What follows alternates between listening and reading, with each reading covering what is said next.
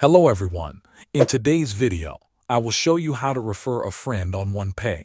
Start by opening the OnePay app on your phone. Make sure you are logged into your account. Once you are on the home screen, look at the bottom menu and tap on Discover. Inside the Discover section, find and tap on Invite Friends. When you open Invite Friends, you will see your referral options. The app may ask for permission to access your contacts. If it does, allow access so you can sync your contact list. After syncing, you can select a friend from your contacts and send them an SMS directly.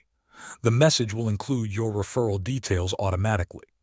Just confirm and send.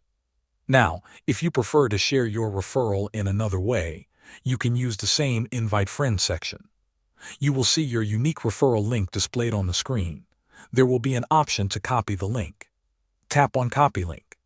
Once copied, you can open WhatsApp, Facebook, Instagram, or any other social media app and paste the link into a chat or post. You can also send it through direct message or email. When your friend clicks on your link and signs up using it, the system will track your referral automatically. This way, you make sure you get credit for inviting them. Thanks for watching.